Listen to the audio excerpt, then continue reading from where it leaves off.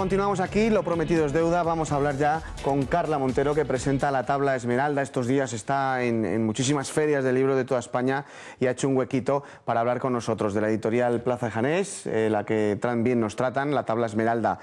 Buenas noches, Carla. Hola, buenas noches. Bueno, qué exitazo, ¿no? Segundo trabajo de una licenciada de Derecho que ejerce como madre. Sí, suena un poco extraño, ¿no? De repente la madre metida escritora, pero sí, así es. Que es bien bonito. Bueno, ¿qué te voy a decir yo? Por eso, con 4 niños en su haber, ¿cuándo le da tiempo a escribir, Carla? De noche. De noche, las noches son largas y son silenciosas, con lo cual es el mejor momento. O sea, que se quita horas de sueño para tener este otro hijo, que es un libro, ¿no? A modo de novela. Ahí está, sí, dicen que cada libro es otro hijo y bueno, en parte es un poco así, lo que pasa es que se emancipan antes que los de verdad, pero sí. Es verdad. Que con su primer trabajo le den el premio Círculo de Lectores, ¿qué ha supuesto? ¿Es una responsabilidad hacia sus miles de seguidores?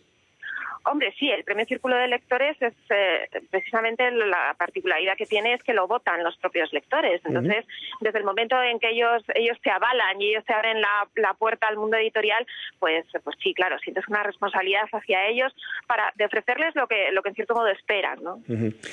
Vamos a conocerla un poquito más. Es usted adicta al yoga y a cocinar para eventos especiales, no a los macarrones de día a día, ¿no? Que he leído por ahí.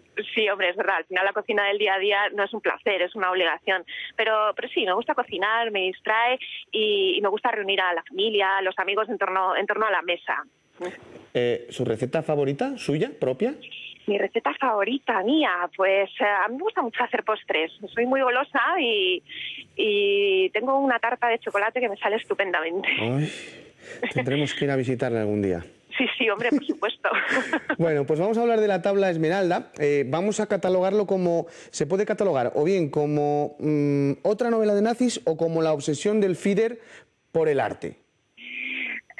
Yo más bien, sí, lo catalogaría, bueno, yo no soy muy amiga de catalogar nada, pero es ante todo una novela sobre expolio de obras de arte. Entonces sí, tiene que ver con la obsesión que tenía Hitler por el arte. Hablamos de dos historias totalmente separadas en el tiempo, pero con un hilo conductor. Así es, el hilo conductor pues es el cuadro, un cuadro misterioso. Pero bueno, al final es una excusa argumental, porque lo verdaderamente importante es conocer las historias de dos mujeres y particularmente de una de ellas, de una mujer judía que vive en el París ocupado y bueno, pues es además la guardiana de este cuadro que busca Hitler. Esa sería la sinopsis. Esa sería, sí, la sinopsis. ¿Cómo escribe? Es decir, que la novela que vemos aquí tenga pues 700 páginas, ¿eso en un principio era la idea? ¿O parte de un principio, un final y luego empieza a escribir sobre ello? Sí, bueno, yo empiezo a escribir sobre un esquema donde, bueno, pues tengo los hechos más importantes por los que voy a ir recorriendo, haciendo pasar la trama. Pero es verdad que ese esquema luego a la hora de escribir es flexible. Yo coloco a los personajes en los escenarios, ellos parecen cobrar vida propia, me dicen muchas veces por dónde quieren ir y bueno, hay cosas que no había previsto, que voy incluyendo, pero lo que sí que es verdad es que tengo un final definido desde el primer momento hacia el que dirijo a la trama. La Tabla Esmeralda de Plaza Janés tiene algo de thriller, tiene algo de intriga, tiene acciones bélicas, por supuesto tiene amor. ¿Está deseando que le pongan el sello de bestseller ya? No. Hombre, sí, a quien no le gusta ser bestseller, al final significa que mucha gente te lee y que a mucha gente le gusta tu trabajo, entonces sí, me encantaría. Luego bestseller, aparte de las connotaciones comerciales de lo que es lo más vendido, bueno, pues yo creo que constituye un género en sí mismo, como acabas de decir, ¿no? Es esa mezcla de todo un poco, de romance, de intriga, de misterio, de arte, de historia. Hemos hablado por encima de un cuadro del que luego quiero hacerle una pregunta, pero elige usted a un pintor de la escuela veneciana, a Giorgione. Sí. ¿Por qué? ¿Por ese misticismo del autor? Porque solo tenía una obra corta, son seis o 7 cuadros, algunos de ellos sin acabar, que Tiziano fue el que le dio la última pincelada. Era muy místico.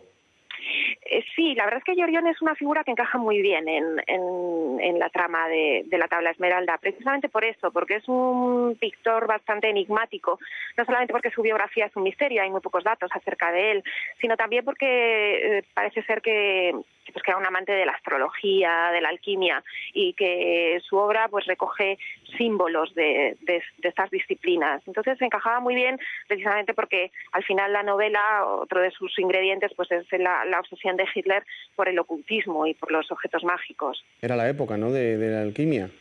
Era, bueno, la alquimia realmente tuvo su apogeo en la Edad Media, luego la Iglesia prohibió, fundamentalmente la practicaban los monjes, luego la Iglesia prohibió su práctica, aunque se seguía haciendo, pero sí, el Giorgione, que nace en 1470 y algo, pues sí, era un momento en el que la alquimia era la química de entonces, ¿no? Sí, es cierto.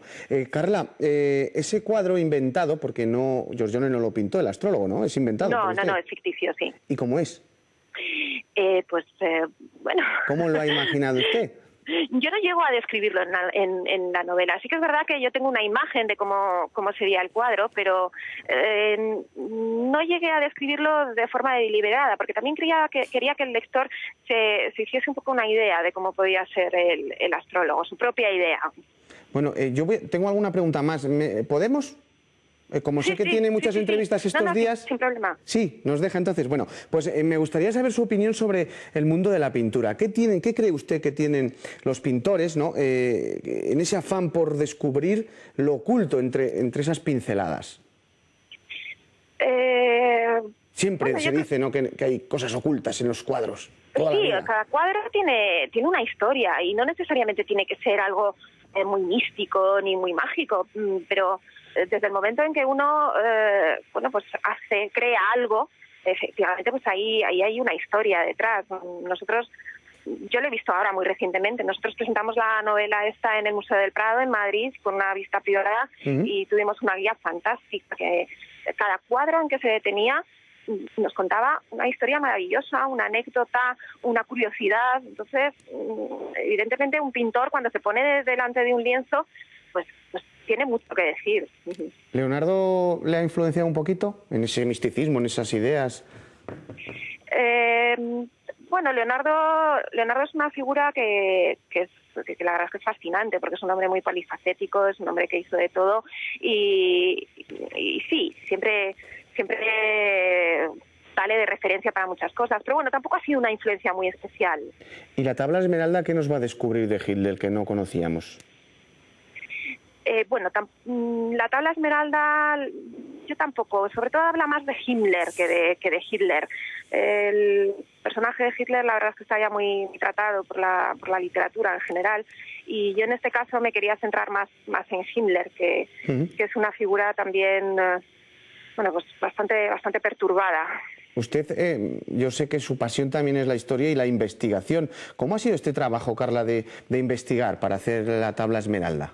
Bueno, a mí la parte de investigación es una de las que más gratas me resulta de mi trabajo. Entonces, me gusta la documentación, me gusta el indagar sobre los tiempos, sobre los escenarios.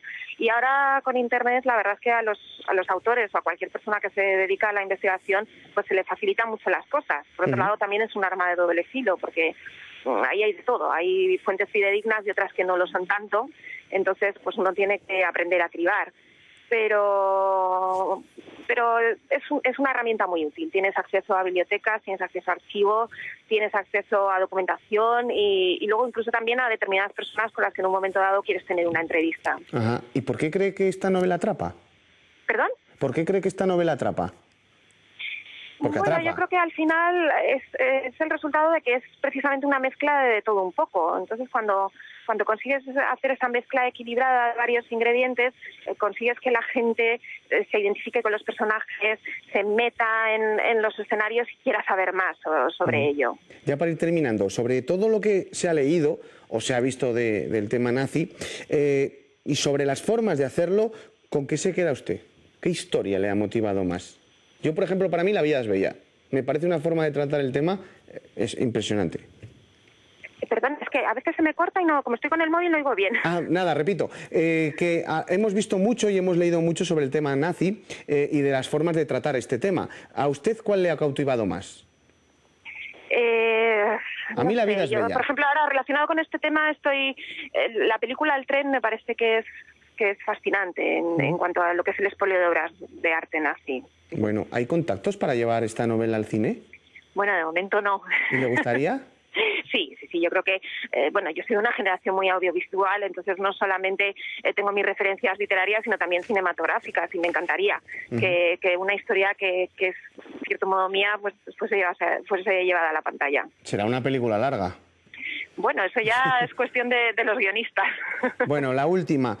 ¿Su futuro tendrá un tercero o un quinto? Sí, esto tiene que continuar. Al final, bueno, pues yo escribo... no concibo no escribir. Entonces, mi intención es, a la vuelta del verano, cuando me haya desintoxicado un poco de los personajes de la tabla Esmeralda, pues ya empezar con la siguiente. Me refería a quinto bebé o tercera novela. Bueno. Lo del quinto bebé está más complicado. Sí, ¿no? Es más fácil ya hacer libros. Sí, por lo menos es solo decisión mía. No interviene mi marido. Pues Carla, para nosotros ha sido un placer. Ahora vamos a sortear 5 ejemplares de la tabla Esmeralda. Muy bien. ¿Quiere hacer usted la pregunta o la hago yo? Bueno, yo no tengo inconveniente en hacerla. Pues si quiere, pues hágala usted. Voy a decir que los 5 primeros en contestar se llevarán un ejemplar de la tabla Esmeralda. Nuestro email ya lo saben, burgosesasí@rtvcil.es. Pues Carla, lance esa pregunta. ¿Pero cualquier pregunta? Sí, pero sobre usted, sobre la entrevista o sobre el libro. Sobre el libro. O sobre usted. Bueno, pues voy a preguntar cómo se llama el cuadro sobre el que versa la tabla Esmeralda. Ya decimos que es del autor es Giorgione. Que es Giorgione, exactamente. Giorgione, pero que está inventado el cuadro, pero es un cuadro que hemos hablado aquí en la entrevista. Pues Carla, ha sido un placer, le auguro mucho éxito. Muchas gracias. Y a ver si lo vemos en el cine también después de leerlo. Bueno, a ver si hay suerte. Gracias, Carla. Gracias. Un abrazo. Adiós. Bueno, pues esa es la pregunta. ¿Cuál es el cuadro? El cuadro es algo muy importante dentro de la trama del libro, es lo más importante. Ya hemos dicho que hay 2 historias y el hilo conductor es ese cuadro. ¿Cómo se titula ese cuadro? Bueno, pues los 5 primeros se lo llevarán. Así que nada, que volvemos inmediatamente, que tenemos un reportaje de las minas de Olmos, la segunda parte, en el que nos vamos a meter a las entrañas de la tierra.